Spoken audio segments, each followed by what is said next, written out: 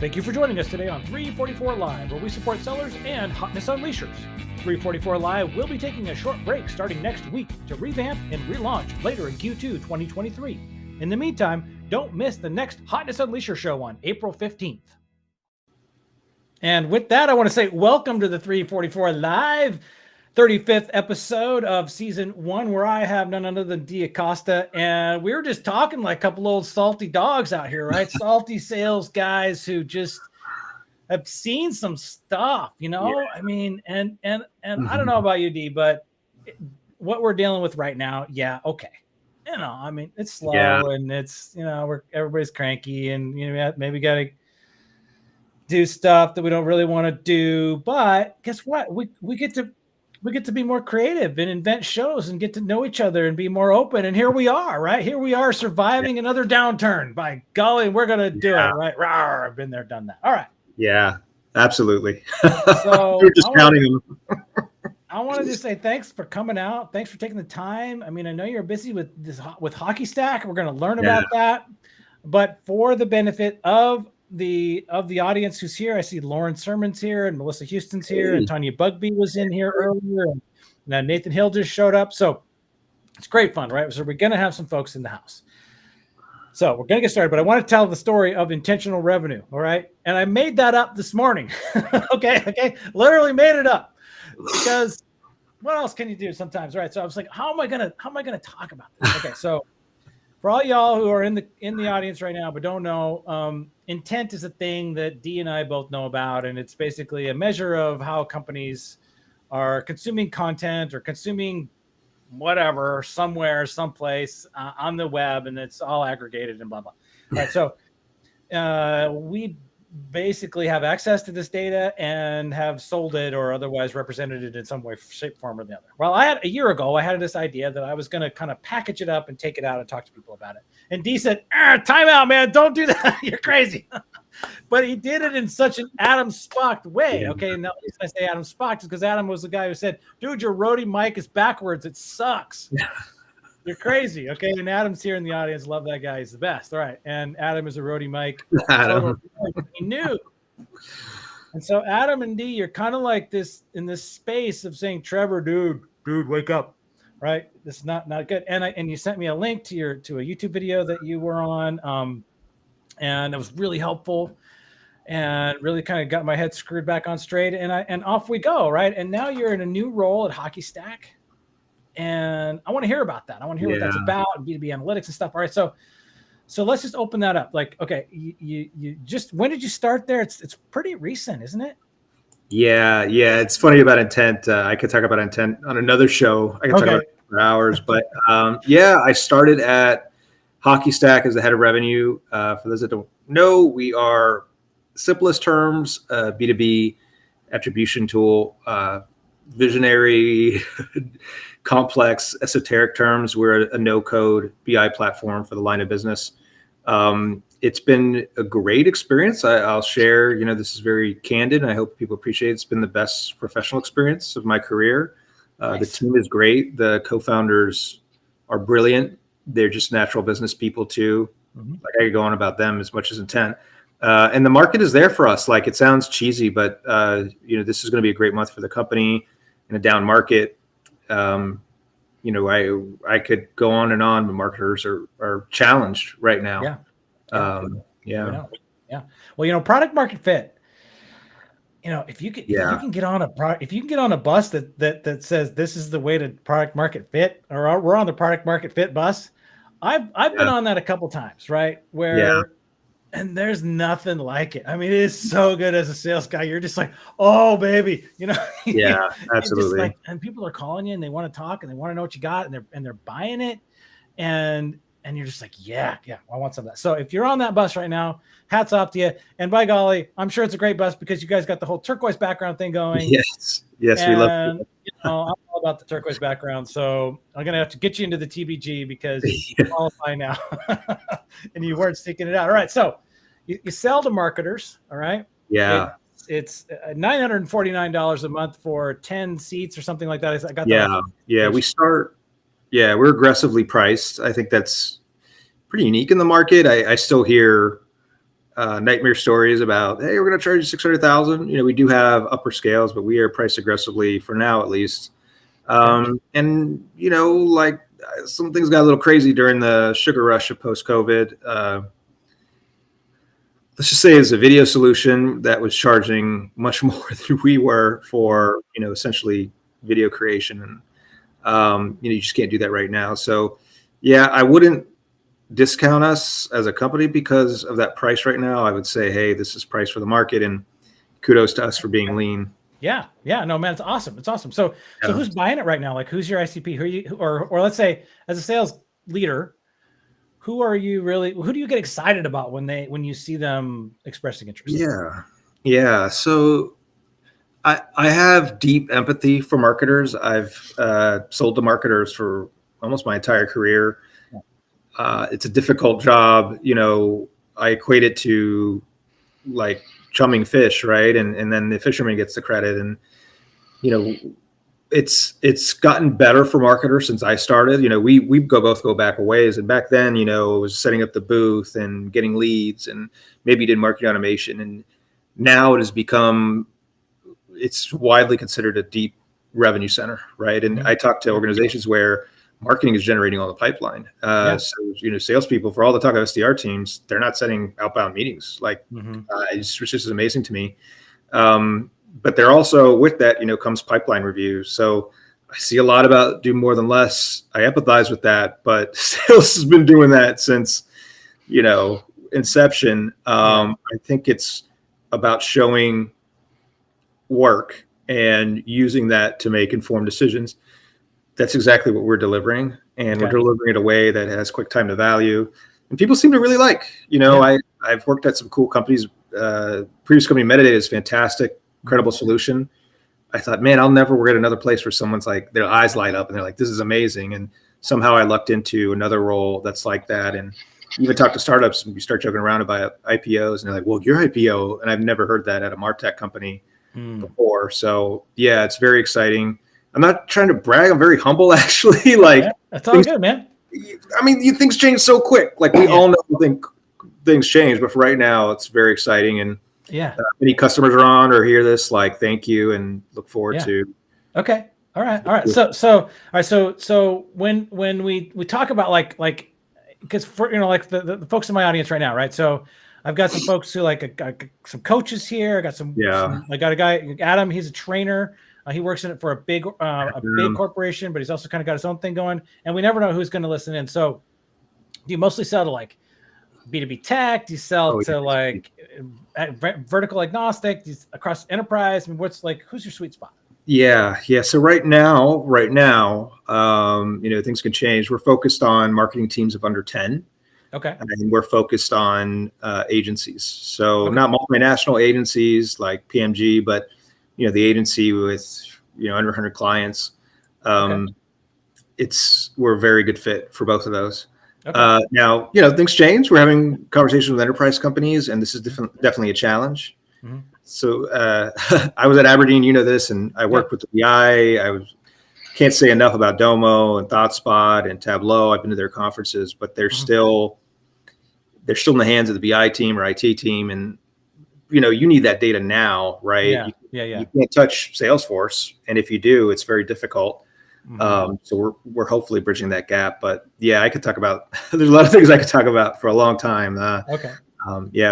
Okay, so it's regardless of the size of the company, it's going to trend towards smaller organization with an established marketing team of 10 or fewer people typically, and then agencies. And so the agency then would work as like a channel partner, a reseller kind of for you, or we have several ways of working. Sorry to talk over you, but I get excited with the agency. So if you're at an agency, agencies get preferred pricing.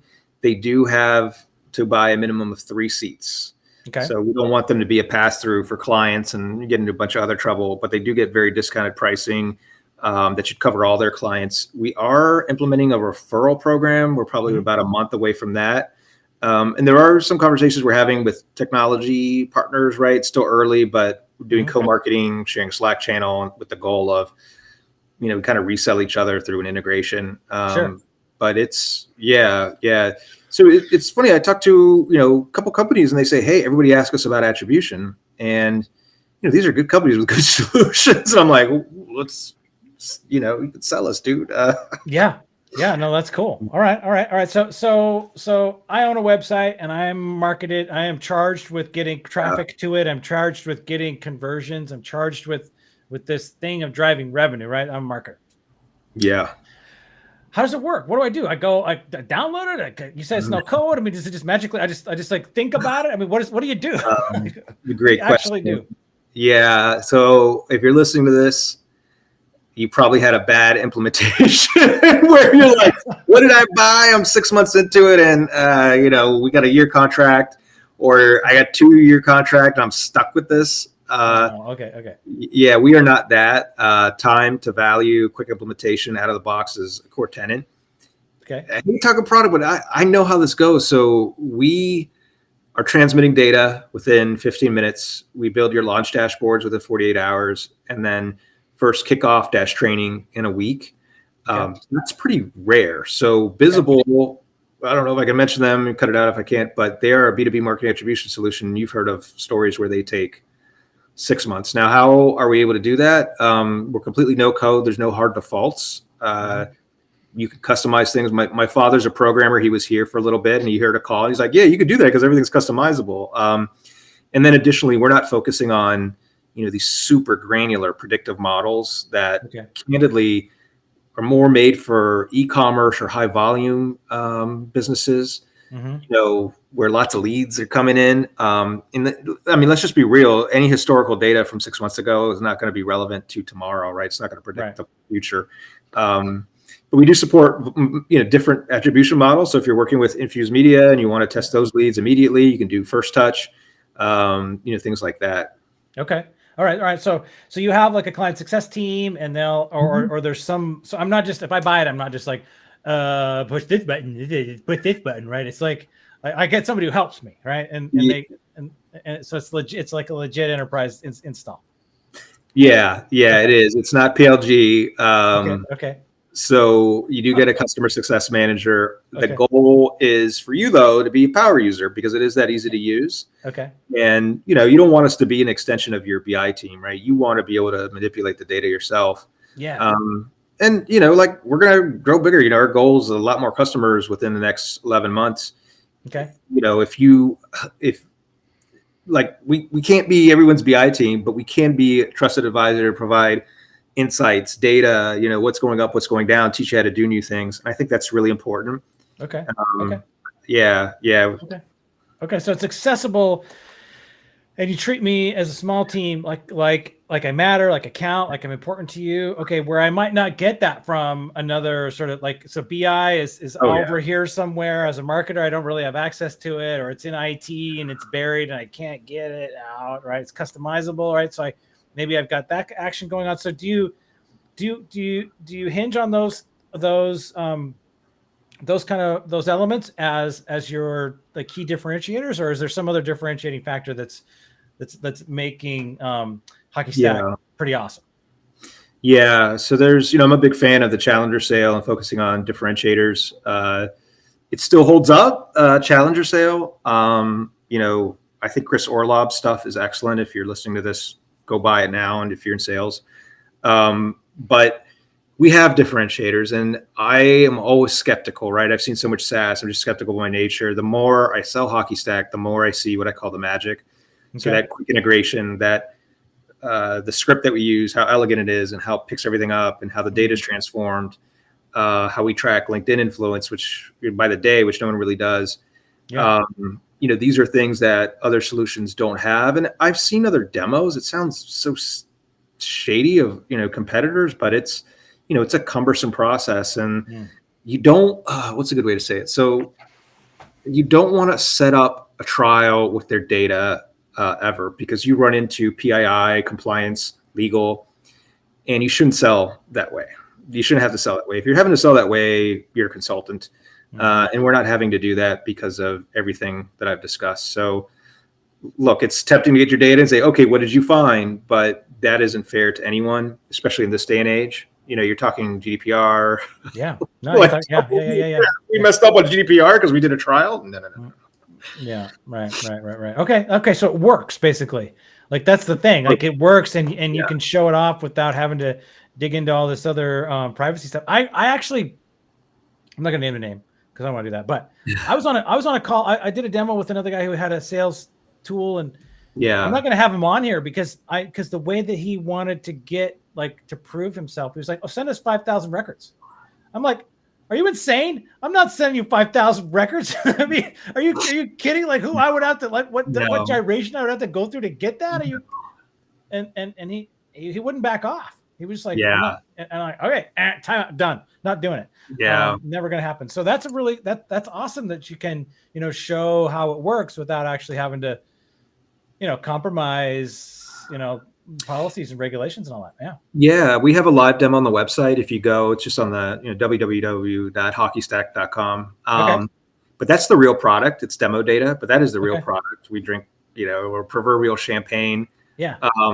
So if you're a marketer and you're reading this, I'm not a fan of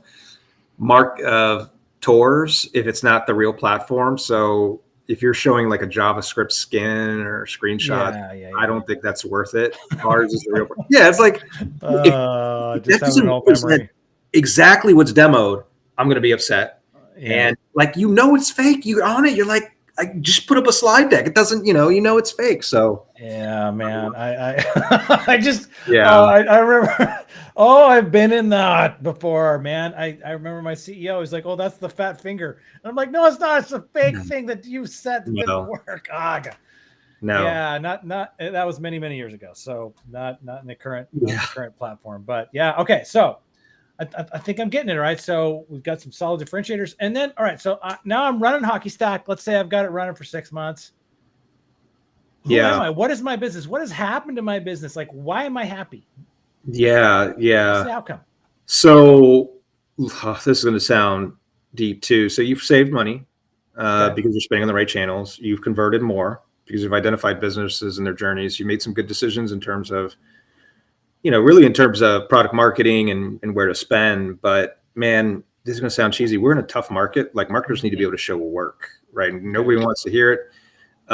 Hopefully showing that work gets a marketer promotion. That's really what I'm hoping for. So that VP, the director I'm talking to, a very dear friend, she's director, and I tell her she's got to be CMO, and hopefully they become, get that promotion. So that's what I hope. A lot of things out of our control, but that's what I hope. All right, so I'm just gonna cut you off right there because what I'm hearing is this is you've got a story that you can tell to the marketer, like, hey, what's in it for you personally? Because B2B, we kind of have to. Sometimes we don't get that right. What's in it for you, dear marketer, on this 10-person team is you might be at a 20-person team next year because of what you're doing here. You might get the support that you need to expand your marketing. You might get that promotion that you've been looking for. You might be able to hop over to another company that's bigger and badder and faster and, more awesome, and build your career. I mean, is that kind of what I'm hearing here, that you're going to make you look good? Yeah, absolutely. I will also add, we hear about the average CMO tenure being 18 months. Don't feel bad for them. They get the CMO tenure. They're good to go. They're golden. But that CMO can, hopefully make it to 2 years or 3 years or 4 years because the board is, we talk about power and control. The board is coming to them and, talk about, but they have more power, but sales and finance gets the BI team first. So I hear you. We help with that. Yeah, I hear you. Okay, all right. I love it. I mean, it sounds really cool, and I'm gonna go and check it out, and we're gonna split off our tip of the day here in a minute, and we're gonna put that out there, and we're gonna hopefully get a whole bunch of marketers, because I tell you what, I talk to marketers all the time. Yes, you do too. Yeah. Just all the time. I'm gonna talk to 3 new marketers on Monday. I'm excited. People I don't know, and I'm gonna get to know them, and you never know where these conversations go. So I'm fresh on Hockeystack right now. All right. And with that, D, I promised that we would have a tip of the day. The audience depends on tips of the day from the guests. All right. So I'm going to say, are you ready? You're going to say yes. I'm going to say, let's go. Going to hit me with the tip of the day. I'm going to say, take that to the bank, and then we're good to go. All right, man. Okay. So deep breath. Are you ready? Yeah. Okay. Let's go. I've been at this a long time, and by no means am I always right. But in sales, there's hard decisions, right? Like, what should I do? And I remember being a sales leader and being asked what to do. Most of the time, you know what to do, and it's just the right thing. So not a technical question, not a, process, but hey, how do I respond to this email? You know that situation, and you know how to respond. And especially with all the resources we have to us, you can get to a direct answer. So yeah, like, don't think there's some magic trick. The truth that you know what to do is usually the right thing to do. So everyone out there, yeah, do the right thing. trust your inner conscience, go with it, do the right thing, and the chips are going to fall in your favor. All right, sweet, man. Okay, we're going to take that to the bank all day long. Okay, awesome, buddy. So fun. I want to say thanks so much for coming out today. We're over by 4 minutes, which guess what? It's episode 35. I'm fine with it. I think the audience is going to be fine with it too. I want to say thank you to Nathan and Dee and Gretchen and thanks everybody, Amber, who all came out and gave us some comments and kept it alive and feeling good. And so with that, go buy some Hockeystack and tune into the Hotness Unleasher show. April 15th, tomorrow, is going to be the last episode of season 1 of 344 Live. And I don't know what's coming next, but something's coming. We're going to do something because I can't stop. But it's only going to build, and you have such a skill for this. Your little empire will grow. I appreciate it. I appreciate the love. All right, we're gonna do the count up timer, and with that, we'll be done. So D, hang around here real quick, awesome, and we're gonna take it from here. All right, everybody, have a great afternoon, and we're gonna talk soon. Everyone, as I look at their profiles.